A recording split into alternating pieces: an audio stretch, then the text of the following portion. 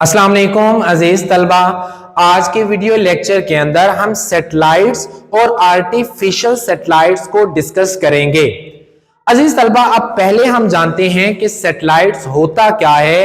अगर आप यूनिवर्स को देखें तो एक स्मॉल सेलेस्टियल बॉडी किसी भी लार्ज सेलेस्टियल बॉडी के गिर्द चक्कर लगा रही है एक खास ऑर्बिट के अंदर। जो स्मॉल सेलेस्टियल बॉडी है वो उस लार्ज सेलेस्टियल बॉडी का सैटेलाइट कहलाया करेगी। जैसे कि हम जानते हैं कि जमीन के गिर्द चांद जो है वो चक्कर लगा रहा है, तो चांद जमीन का नेचुरल सैटेलाइट कहलाएगा। अजीज तलबा, अब जरूरी नहीं है कि एक प्लेनेट ही किसी दूसरे प्लेनेट का चक्कर लगाए।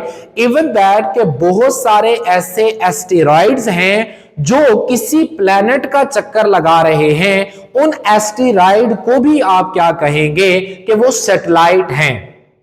अजीज तलबा, अब चलते हैं आर्टिफिशियल सैटेलाइट्स के ऊपर।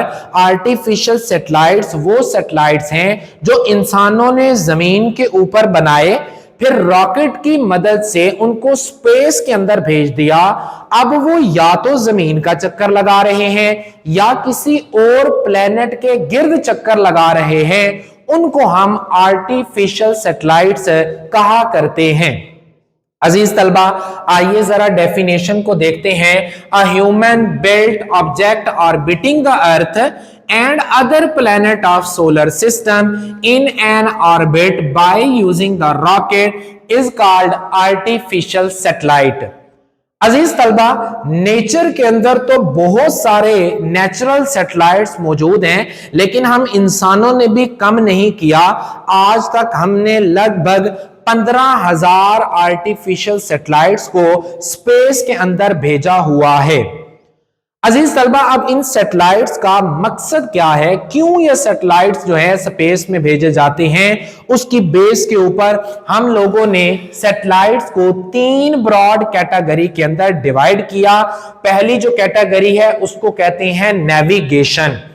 नेविगेशन का मतलब होता है कि जमीन के ऊपर जो एग्जैक्ट आपकी पोजीशन है उसका पता लगाना, और बहुत सारे सैटेलाइट्स इस मकसद के लिए भेजे गए।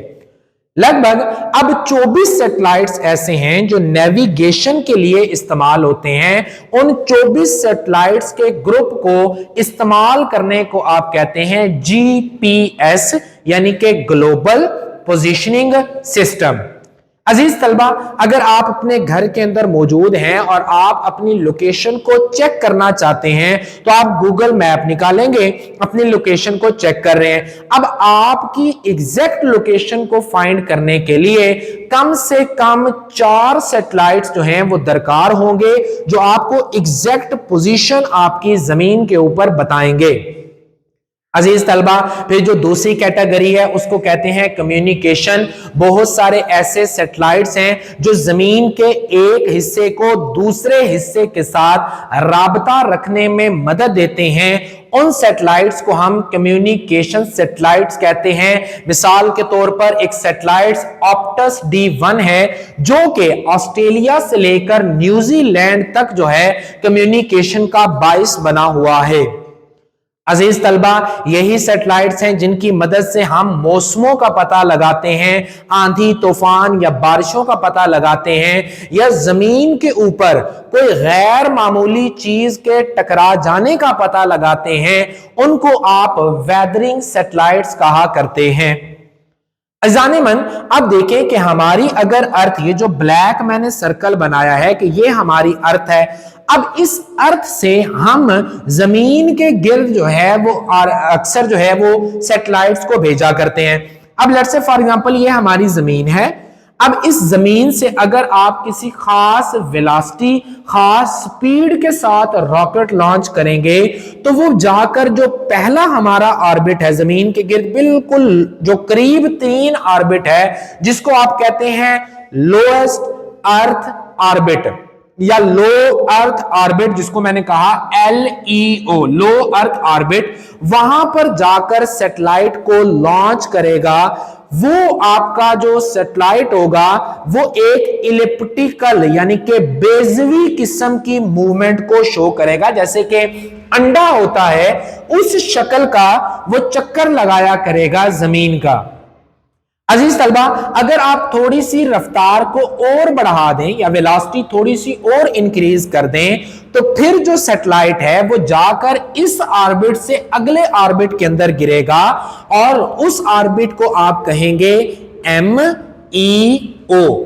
अजीज तलबा, MEO को आप कहते हैं मिडल अर्थ ऑर्बिट या मीडियम अर्थ ऑर्बिट कहा करते हैं, और इसका जमीन की सरफेस से जो ऊपर अल्टीट्यूड है या ऊपर है जमीन की सरफेस से वो तकरीबन 35,790 किलोमीटर फासला है। अजीज तलबा, अगर आप थोड़ी और स्पीड बढ़ा दें तो फिर जो सैटेलाइट्स हैं वो जाएंगे आपके इससे भी ऊपर की जानिब मूव करेंगे, उसे आप कहेंगे HEO यानी कि हाई अर्थ ऑर्बिटल्स। इसे क्या कहेंगे? हाई अर्थ ऑर्बिटल्स। अब ये जो हाई अर्थ ऑर्बिट्स हैं ये तकरीबन आपके 35,790 से ऊपर होते हैं, यानी कि जमीन की सरफेस से 35,790 किलोमीटर दूर जो है ऑर्बिट मौजूद हैं, जहां पर आपके सैटेलाइट जमीन का चक्कर लगाया करेंगे, उनको आप HEO कहा करेंगे। अज़ीज़ान मन, कुछ ऑर्बिट्स को आप कहते हैं कि वो GEO है, यानी कि जियो स्टेशनरी ऑर्बिट्स, सॉरी GSO, इसको कहेंगे GSO यानी कि जियो स्टेशनरी ऑर्बिट। अज़ीज़ान मन, अब ये जो जियो स्टेशनरी ऑर्बिट्स होते हैं ये जमीन है ना, आपने कभी जो है वो ज्योग्राफी पढ़ी हो तो जमीन के अंदर जो है ये इसको आप कहते हैं कि ये हैं पोल जमीन के, लेकिन एक जमीन का बिल्कुल वस्त हिस्सा होता है, बिल्कुल दरमियानी हिस्सा होता है, इस दरमियानी हिस्से को इक्वेटर कहा करते हैं। अज़ीज़ान मन, अब जो सैटेलाइट इस इक्वेटर के अंदर आप लॉन्च करेंगे, यानी कि जो सैटेलाइट्स इक्वेटर के साथ मूव करेंगे, यानी कि यहां पर जमीन का इक्वेटर है, वो सैटेलाइट बिल्कुल इसके पैरेलल दरमियान में, आधी जमीन के दरमियान में मूव करेंगे, उनको आप कहते हैं जियो स्टेशनरी ऑर्बिट। अब इसको जियो स्टेशनरी क्यों कहा जाता है? क्योंकि जमीन का ये एक चक्कर लगभग आपके पास 23 घंटे 55 मिनट 5 सेकंड के अंदर जमीन का चक्कर लगाते हैं। कितना? 23 घंटे ऑलमोस्ट 55 मिनट और 5 सेकंड में जमीन का चक्कर लगाते हैं, जो बिल्कुल एग्जैक्ट उसी मोशन के साथ है जो जमीन अपने एक्सिस के गिर्द मूव करती है। मिसाल के तौर पर अगर मैं कहता हूं कि दिस वन इज अर्थ, ये अर्थ है, अर्थ जो है वो अपने एक्सिस के गिर्द मूव करेगी, यूं करके अर्थ अपने एक्सिस के गिर्द मूव करेगी और वो तकरीबन राउंड ऑफ करके मैं कहता हूं 24 घंटे में एक एक्सिस की रोटेशन करती है। तो ये जो ऑर्बिट होंगे वो यहां पर होंगे, इस सैटेलाइट जो है वो इस ऑर्बिट में होंगे, तो जैसे ही जमीन मूव करेगी ये ऑर्बिट भी यूं ही मूव करते चले जाएंगे, और यहां पर जब आप वापस चक्कर पूरा करेंगे तो ये ऑर्बिट आपके सामने ही रहेंगे। यानी कि अगर मैंने जमीन से अब एक सैटेलाइट को देखा है, जमीन भी अपने एक्सिस पे घूम रही है, सैटेलाइट भी अपने एक्सिस पे घूम रहा है, लेकिन मुझे यूं लगेगा कि वो सैटेलाइट अपनी जगह पर फिक्स है, मगर हकीकत में वो सैटेलाइट भी घूम रहा है, जमीन भी अपने एक्सिस पे घूम रही है, लेकिन दोनों की जो रफ्तार है वो बिल्कुल बैलेंस है, तो इसलिए हमें महसूस नहीं होता। इसको यूं समझें कि अगर आप दो दोस्त हैं, बाइक पर जा रहे हैं, दोनों आप जो है वो पैरेलल चला रहे हैं बाइक, तो आप देखेंगे कि उसको यूं लगेगा कि आप उसके सामने हो, उसको यूं लगेगा कि आप उसके सामने हो, या आपको लगेगा कि वो मेरे सामने, यानी कि दोनों एक दूसरे के आमने सामने हैं। क्या दोनों रुके हुए हैं? नहीं। क्या दोनों चल रहे हैं? बिल्कुल चल रहे हैं। सिर्फ क्या है कि दोनों की रफ्तार जो है वो बराबर हो चुकी है, इसलिए दोनों का जो है वो यूं लगेगा कि दोनों जो है वो रुके हुए हैं। क्लियर? तो इस तरह से जमीन के एक्सिस की रोटेशन और इन सैटेलाइट की जमीन के गिर्द जो रोटेशन है उनकी रफ्तार बिल्कुल बराबर है, इसलिए हमें लगता है कि ये रुके हुए हैं, तो हम इनको कहते हैं जियो स्टेशनरी ऑर्बिट्स। अजीज तलबा, इसी तरह से बहुत सारे और भी ऑर्बिट हैं जमीन के गिर्द जिनके अंदर अगर सैटेलाइट भेजे जाएं तो वो भी इसी तरह के ही लगेंगे, लेकिन उनको कहते हैं जियो सिंक्रोनस ऑर्बिट। उनको क्या कहते हैं हम? जियो सिंक्रोनस ऑर्बिट कहा जाता है। अब मिसाल के तौर पर ये जो है इक्वेटर के ऊपर है, अगर इक्वेटर के ऊपर है तो हम उसे कहेंगे जियो स्टेशनरी ऑर्बिट। लेकिन अगर इक्वेटर से या तो यहां पर मौजूद है या इस एक्सिस के ऊपर मौजूद है, यानी कि जमीन के डिफरेंट एक्सिस के ऊपर मौजूद है, इक्वेटर पे मौजूद नहीं है, फिर आप उसे कहेंगे जियो सिंक्रोनस ऑर्बिटर।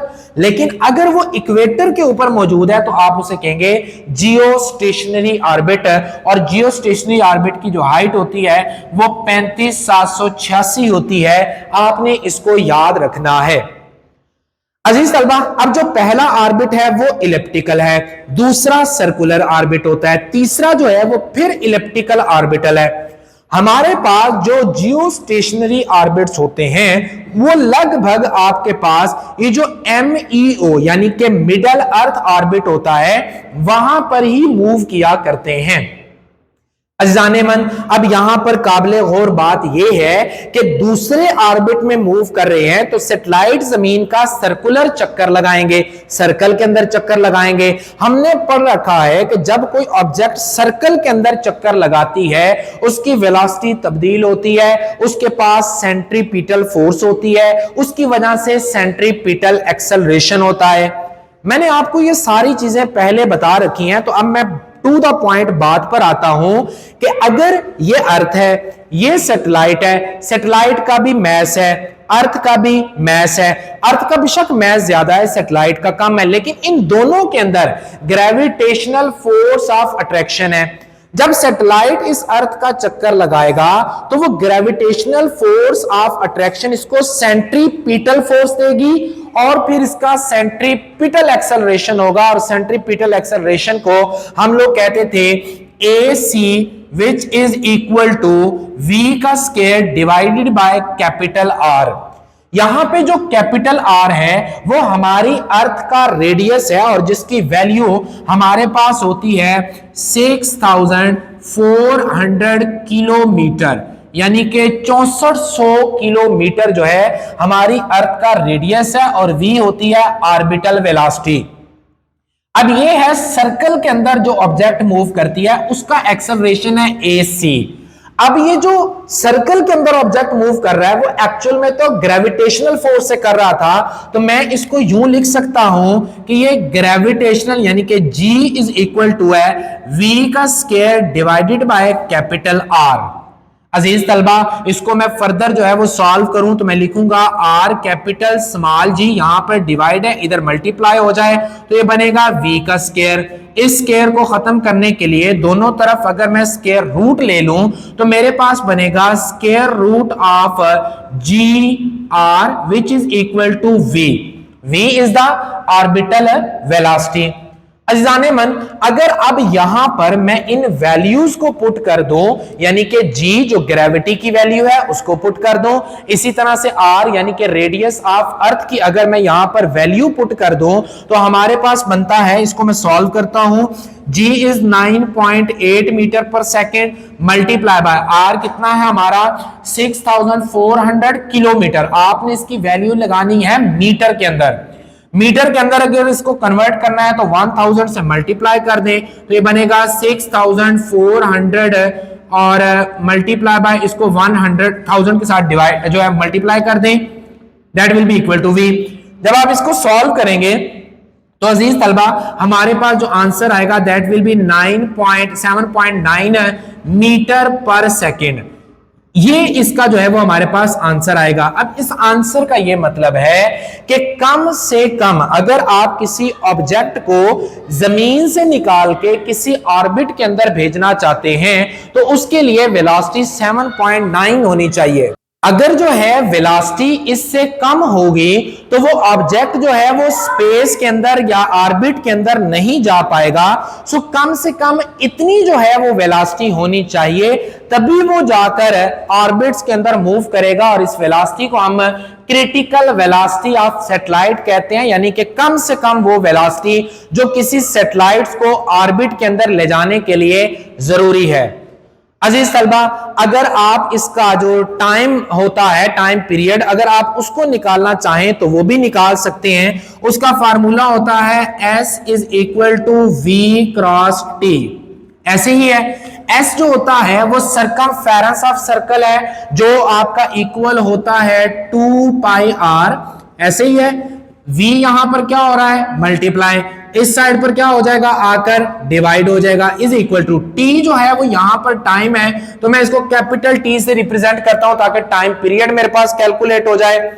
अजाने मन, अब हम क्या करेंगे, इनकी वैल्यू को पुट कर देंगे, यानी कि 2 मल्टीप्लाई बाय पाई की वैल्यू होती है 22/7 या 3.14 मल्टीप्लाई बाय रेडियस जो है वो हमारे पास कितना बनता है, 64000 किलोमीटर।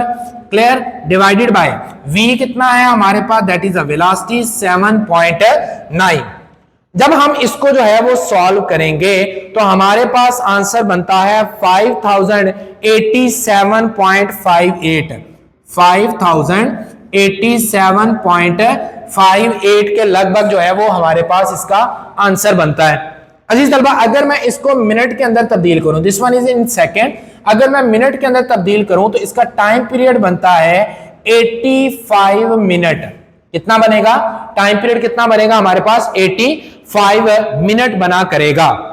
अब इसका मतलब क्या है, इसका मतलब यह हुआ कि अगर तो कोई सैटेलाइट पहले ऑर्बिट के अंदर है तो वो बड़ी तेजी के साथ चक्कर काटेगा। अगर वो दूसरे ऑर्बिट में यानी कि यहां पर मौजूद है तो ये चक्कर तो काटेगा, लेकिन इसका टाइम जो है चक्कर काटने का ज्यादा हो जाएगा। इसी तरह से जितना ही कोई सैटेलाइट अर्थ से दूर होता जाएगा, उसके चक्कर काटने की जो रफ्तार है वो क्या होती जाएगी, स्लो होती जाएगी।